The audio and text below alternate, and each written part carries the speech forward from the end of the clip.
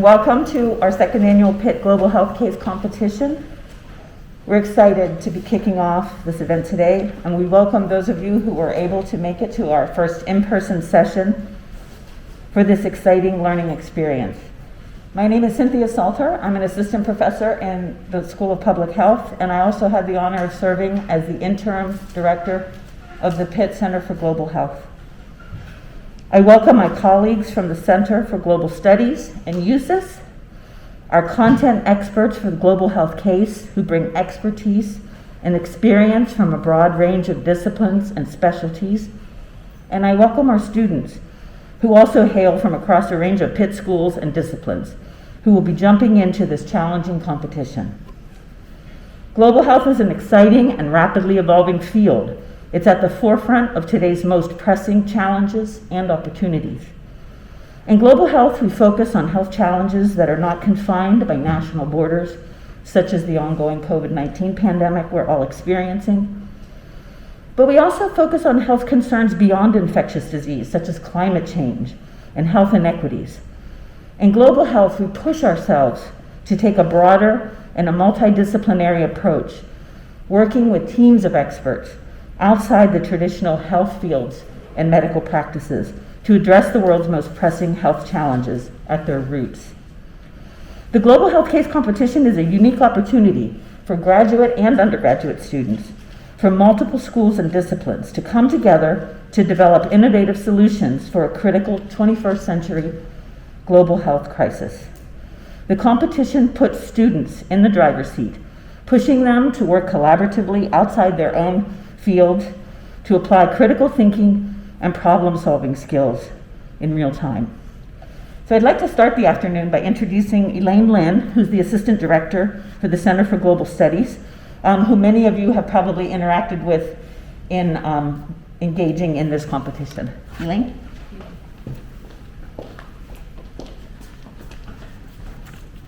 Welcome, everybody. We're happy to see you here. There's going to be another 2/3 of you joining us, but we're happy that you're here with us. It does take a team to put all this together, and units to support this endeavor.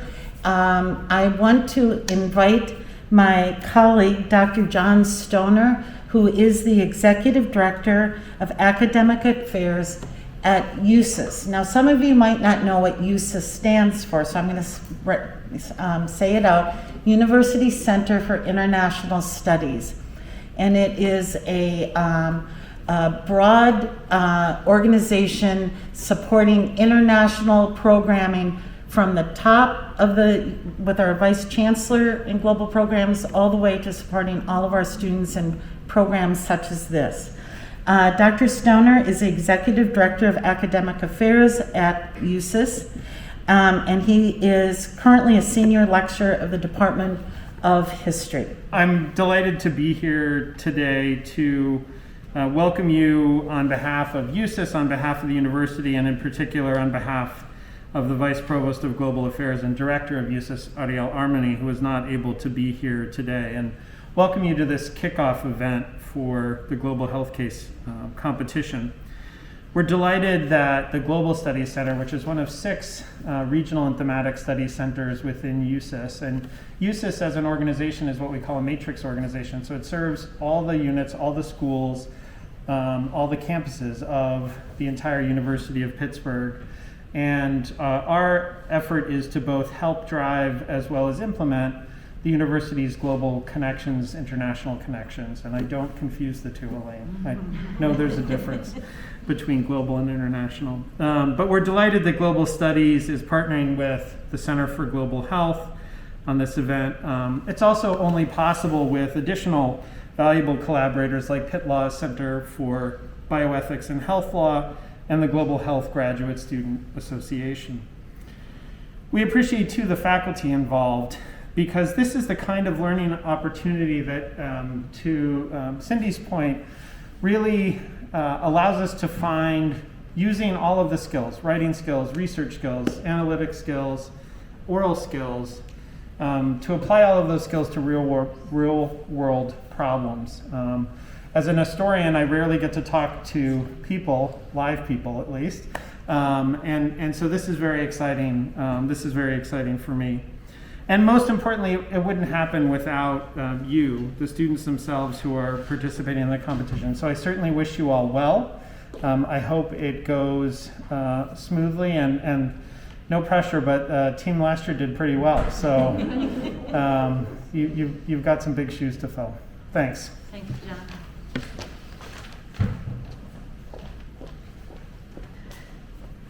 Now, I have the pleasure of introducing you to the director, the interim director of Global Studies. It's just such a pleasure to have him back here on campus. Dr. William Brustein is currently serving as the interim director of the Global Studies Center. He's also the special assistant to the president for global affairs and Eberly Family Distinguished Professor of History at West Virginia University. Now, I'm saying he's returning back because he was served as my boss, because I've been here a long time, when he served as the director for the University Center for International Studies and was a professor of sociology from 2001 to 2006.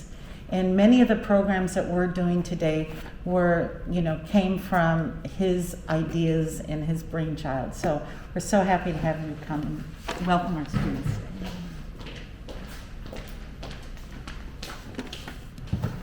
Thank you. Thank you, Elaine. It's great to be back with you and to be back on the campus. Boy, is it a beautiful campus. I mean, it was always beautiful, but now, my God, rather than a parking lot across from the library and Posvar Hall, you have a carousel, you have, a porch restaurant and a park. Nice to be back.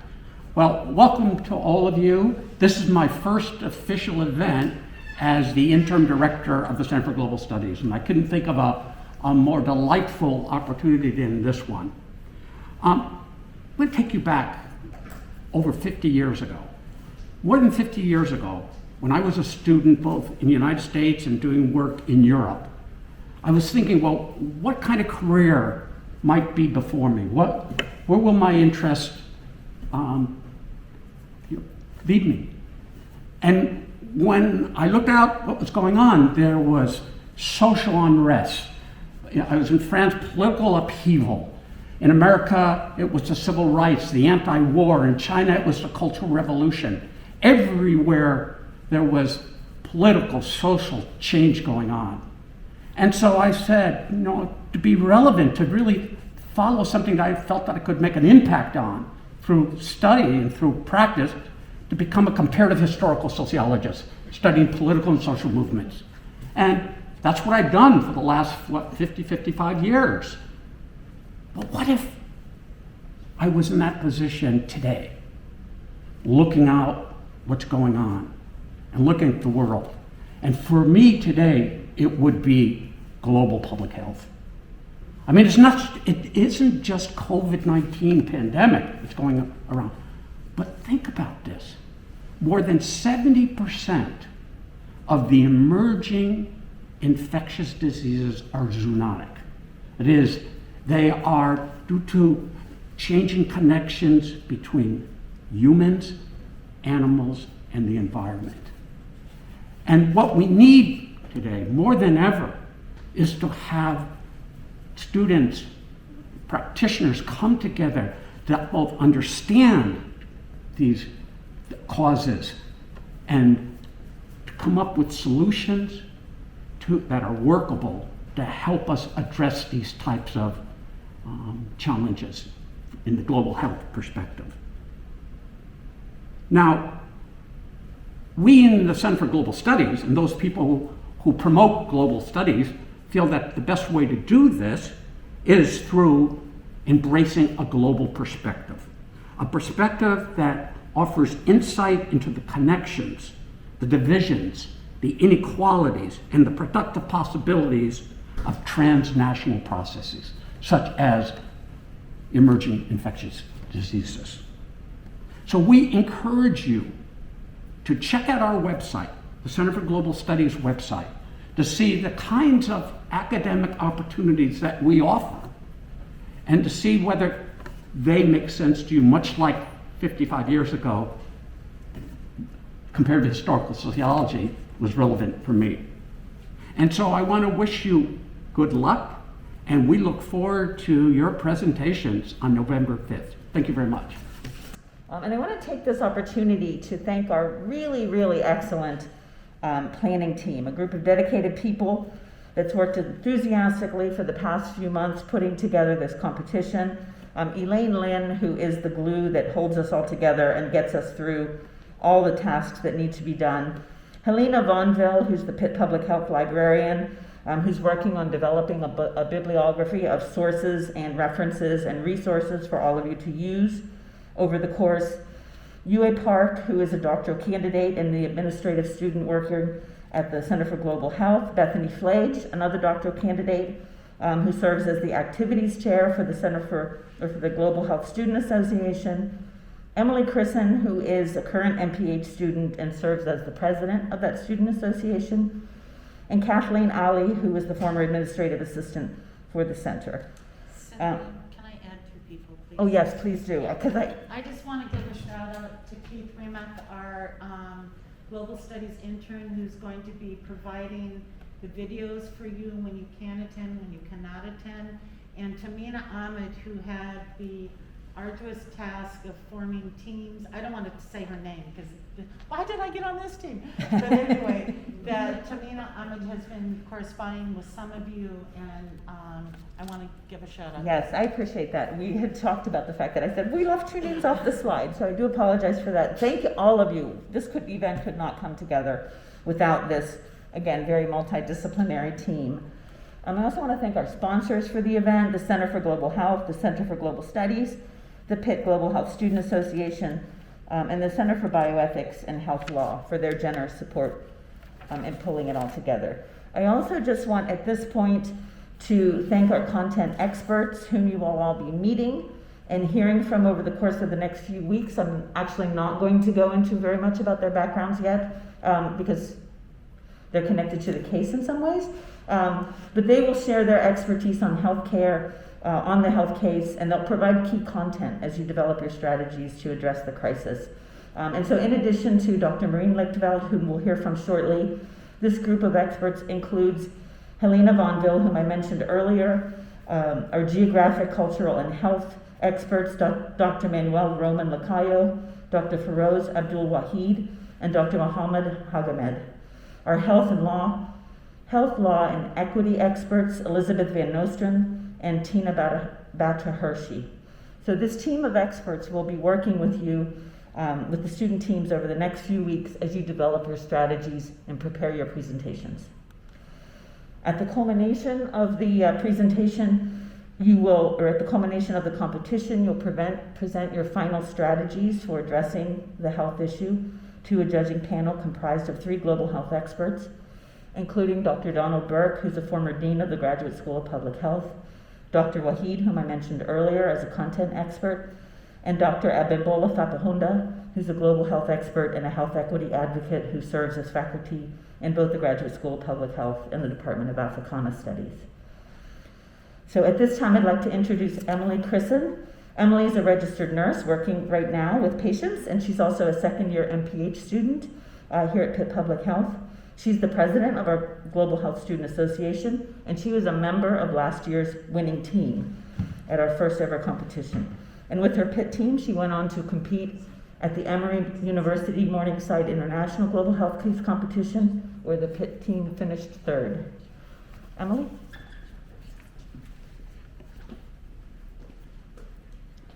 Okay, thank you, Dr. Salter. And I'm so happy to be here today. As Dr. Salter said, I was part of the winning team last year, and I can't say enough good things about this whole case competition and experience in general.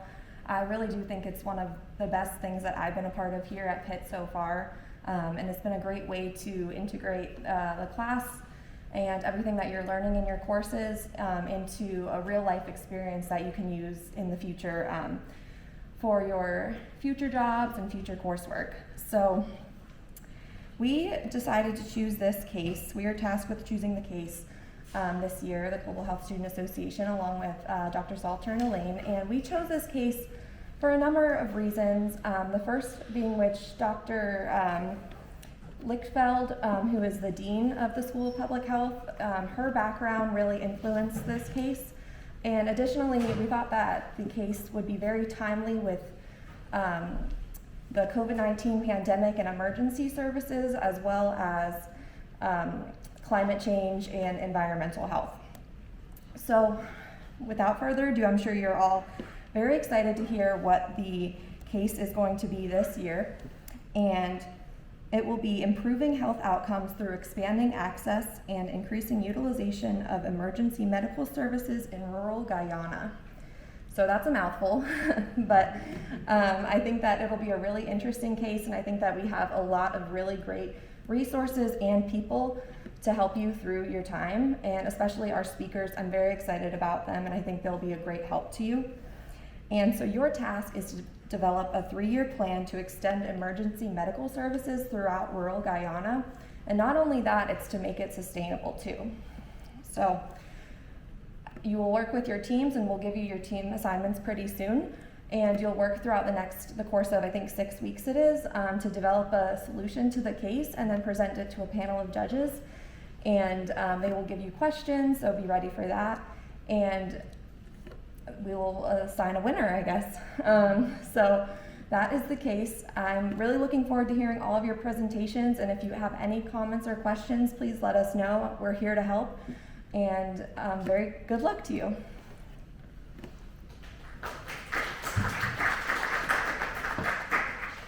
Just realize we don't have a visual for the case, right? You will be receiving the document.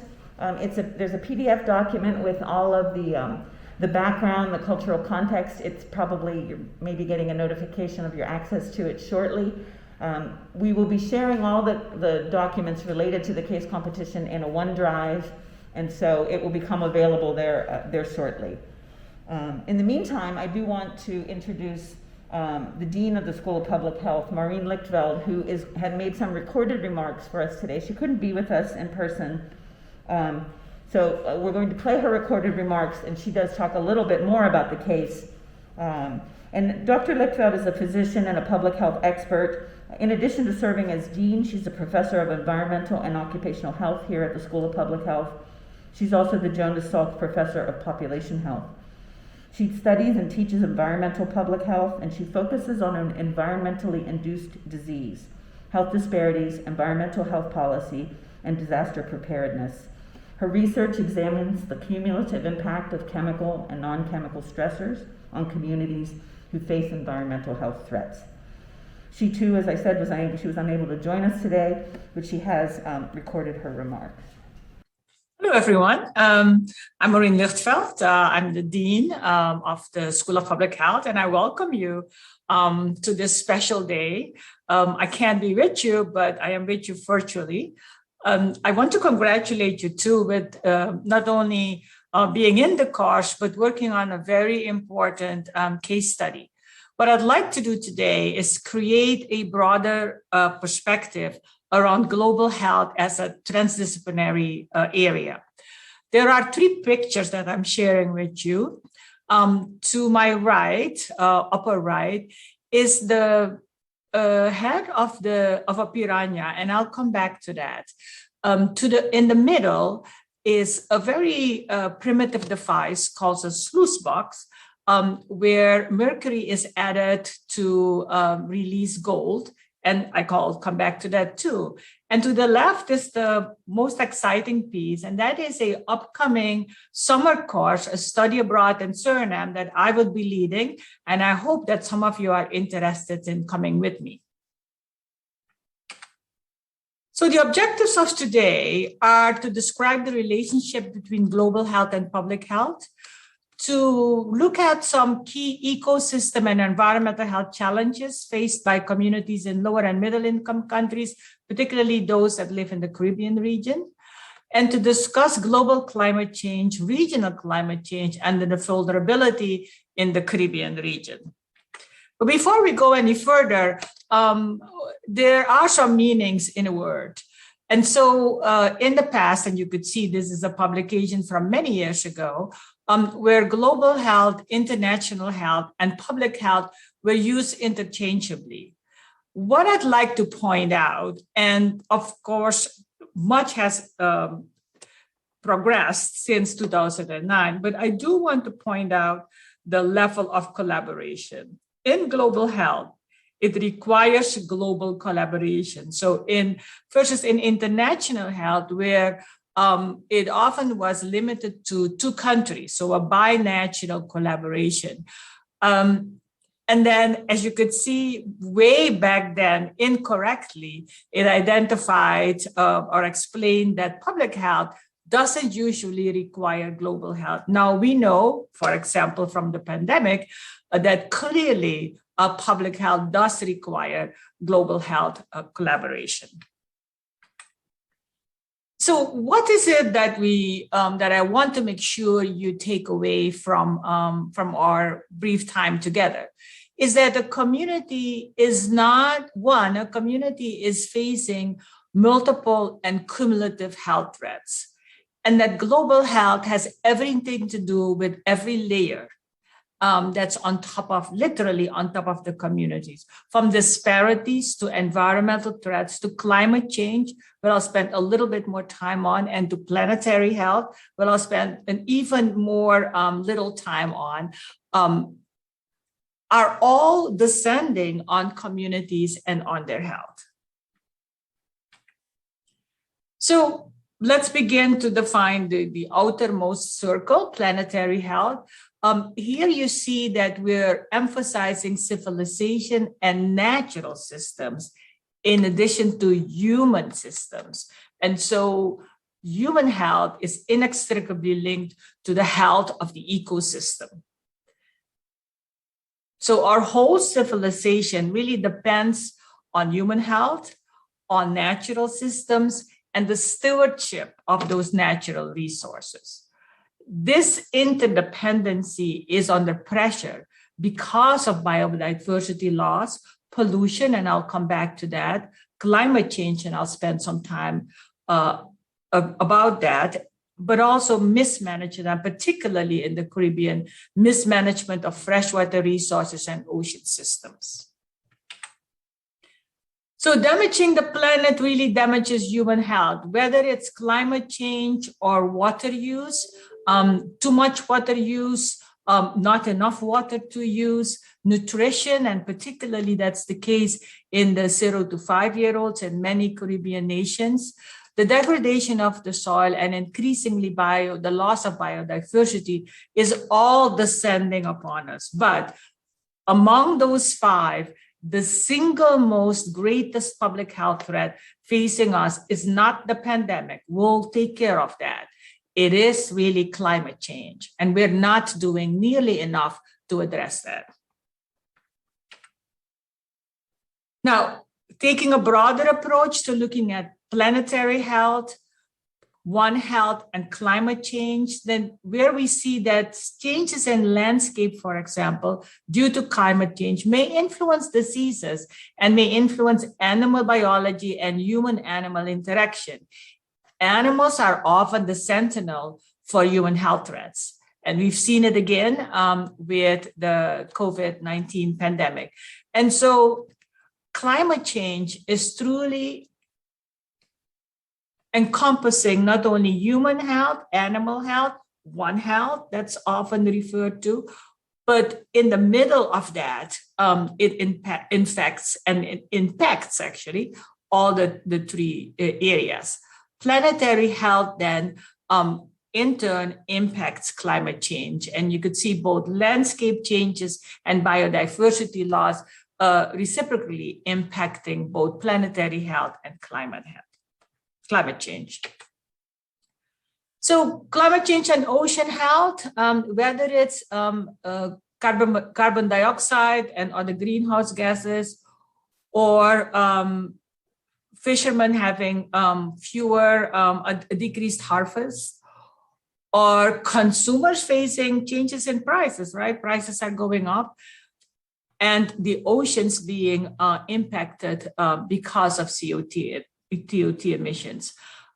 We just had on the Gulf sea level rise and a hurricane, and both sea level rise and in a consistent way, and the hurricane are impacting the livelihood of people, but also where people live.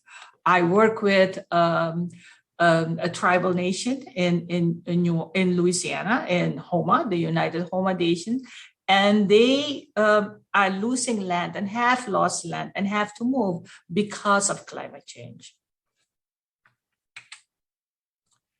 And so what's the impact on human health? I'd like you to stay with me and take a slice here. And the slice that I'd like to take is the slice of air pollution.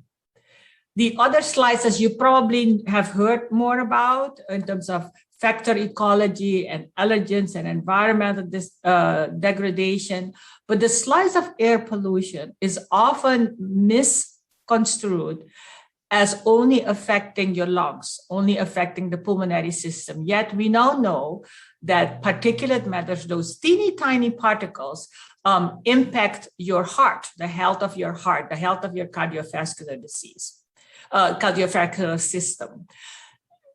And some of that air pollution is coming from another continent into the Caribbean. For example, Sahara dust from the African Sahara is impacting children with asthma in Puerto Rico and in the Caribbean region. The other major impact on human health because of climate change is extreme heat. There are a number of heat-related illnesses, and that's happening right now, not only in our country, but also in the Caribbean. And so if we focus on the environment for a bit, and we look at the factors that in the environment that impact health, we know that I just spoke about air pollution, that there is also, from a chemical perspective, toxic waste and pesticides. From a biological perspective, of course, is contamination of the water by pathogens, but also insects and animal allergens.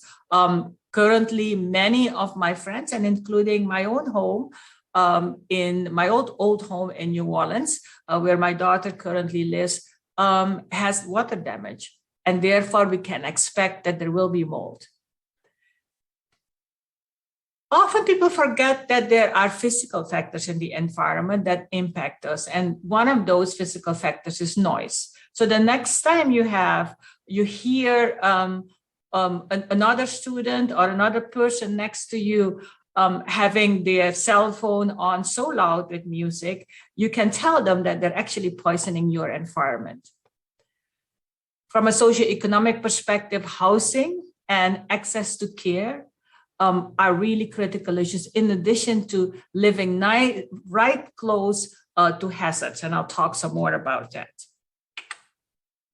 So then, why do we care that these things exist in our environment? We care because we can be exposed to those, whether it's in a short-term way through swallowing, breathing, or it coming onto your skin or going into your eyes, or in an intermediate duration, 90 days, or even longer for many years in a lifetime, when, for example, we're looking at exposure to chemicals and the presence of cancer. So it is contact over time between a person and one or more factors that we discussed, the biological, the chemical, and the physical. Now, if you don't remember anything from today, is this. In order for us to be exposed to one of those factors in the environment, that contaminant has to travel to us. And those Ubers of the world, water, soil, air, are called environmental media. And then we need to be at somewhere where we can be exposed. That's the exposure point. And then the chemical or the air pollution has to get into our body, and that's the exposure route. So either by inhaling, so breathing it in, swallowing it through ingestion, or going through our skin. And one other very important route of exposure is through breast milk. Some chemicals can get into the baby through breast milk. And then obviously there need to be people there. If nobody is there, we still will have contamination, but nobody is exposed. And so the importance is to not only know that there are people there, but who is vulnerable. We already talked about pregnant women and the developing fetus being one of those vulnerable populations, but there are the elderly, people with chronic disease, people who are in nursing homes, as we have seen time and time again. And so important is to have each of these 5 components of a pathway in mind, and to be able to say, yes, this pathway is completed, or no, it's not.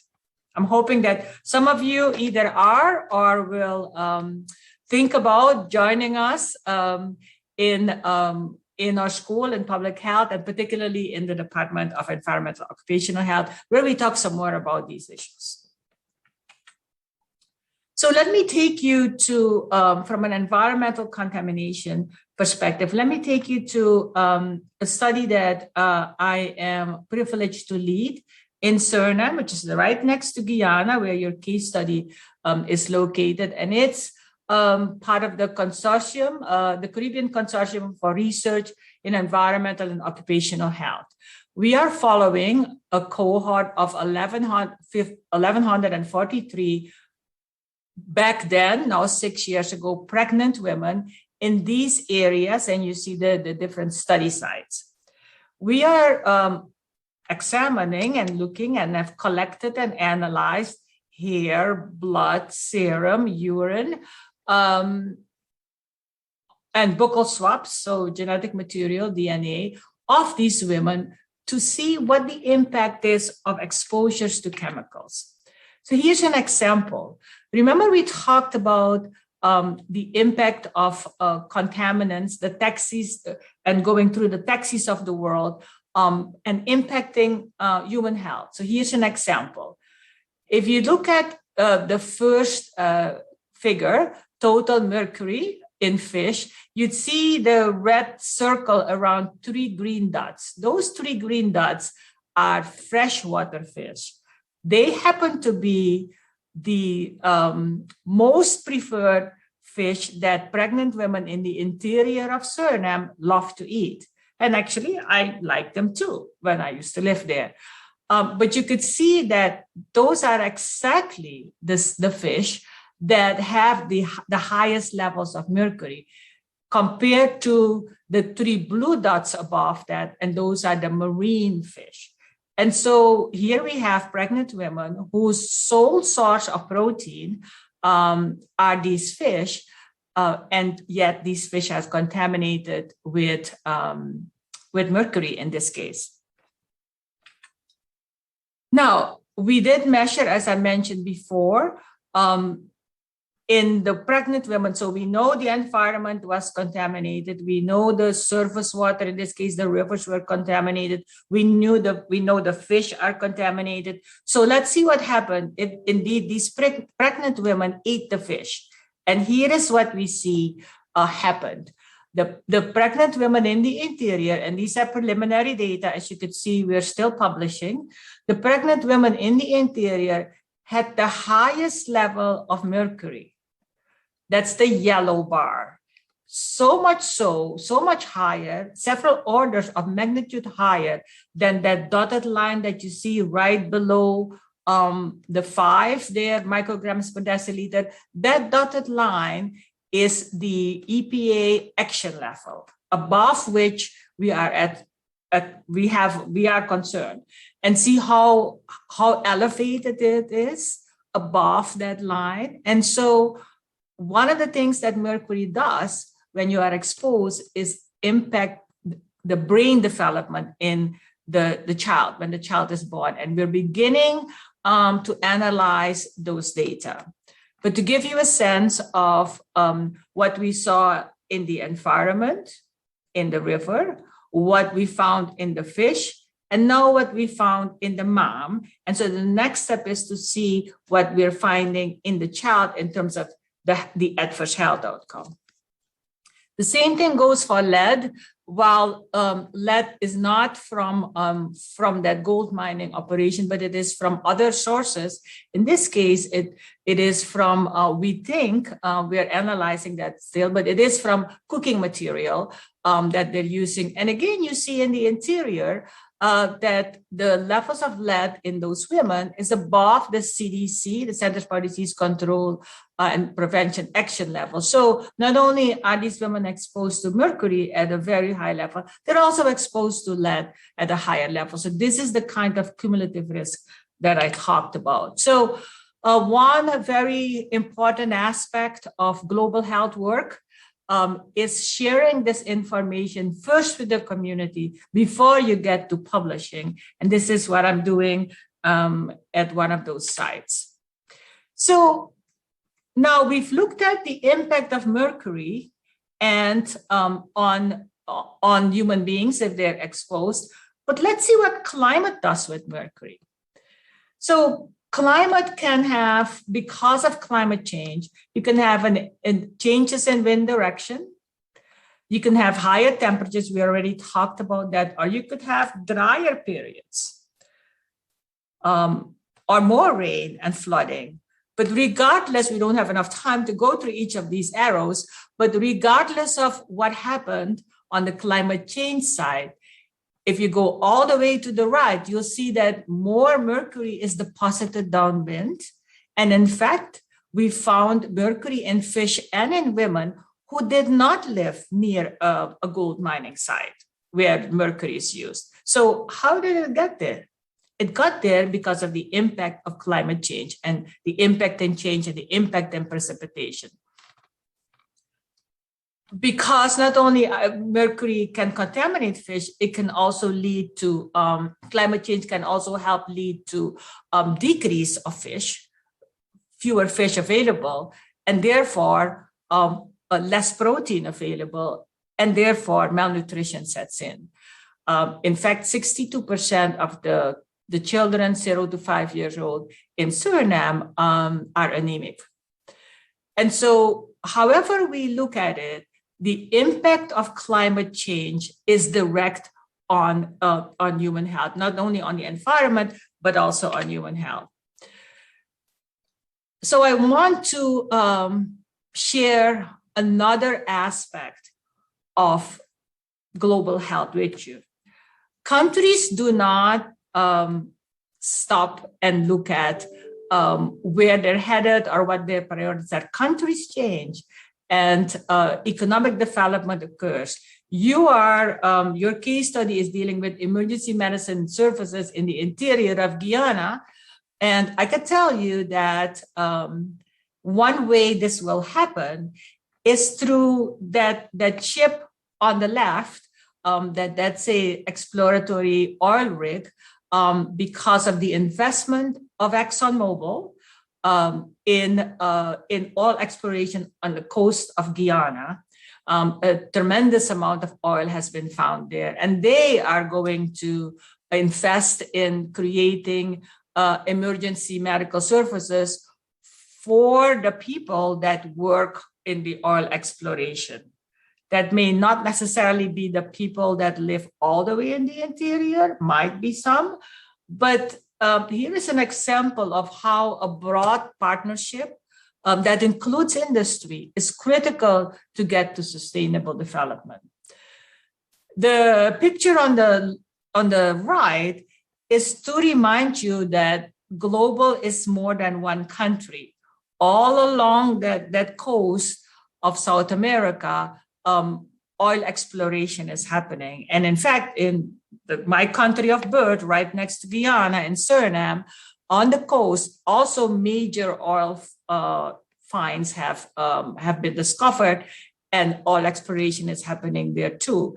And so the global health implications of this very positive economic development is that we have to be very careful with damages to the ecosystem, and therefore damages to the health of the communities in Suriname. And this is the time to integrate that transdisciplinary approach where I was coming from.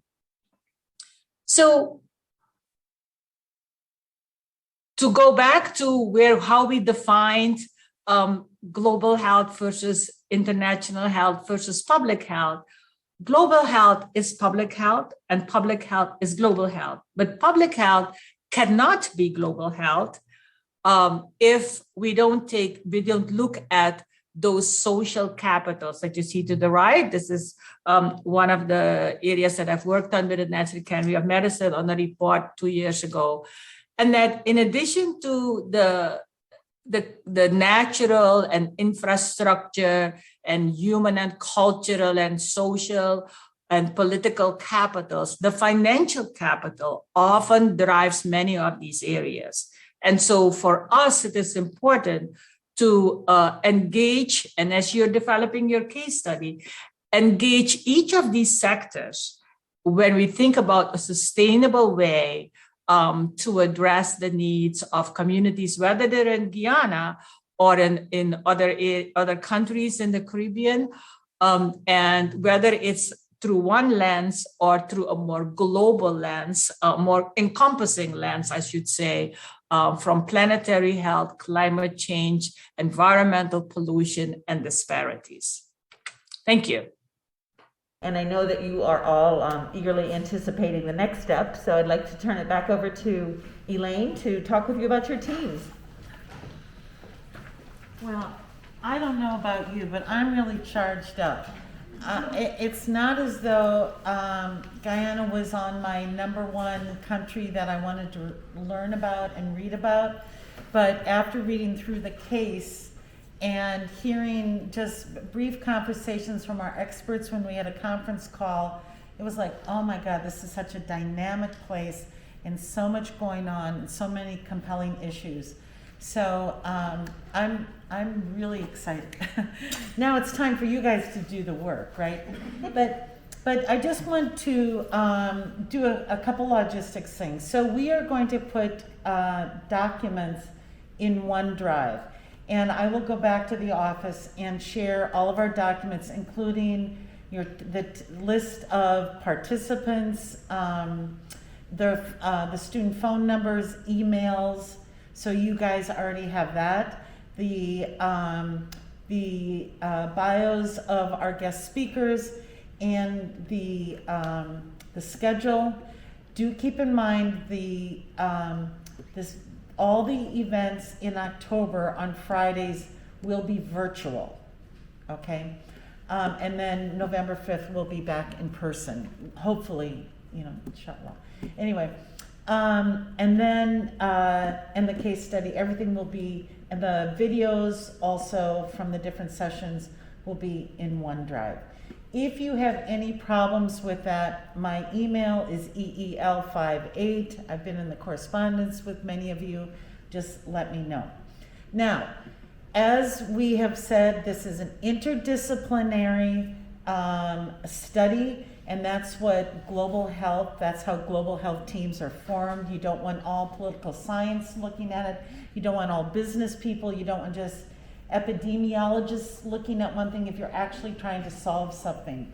So these teams have been formed with both undergraduate and graduate students from a variety of different departments.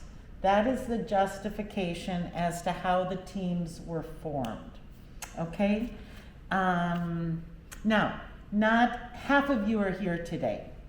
So we want you to break up into your teams, and you're gonna say, oh my God, I'm the only person here. Now, we know people that had class today are sick, whatever. We will be communicating with the other folks, and you will be communicating with the other team members. And then once we hear back, if people are not participating, we will tweak the teams once more. We've learned this from our first year doing it. This is the second year. So we know this is gonna happen. So bear with us a little bit.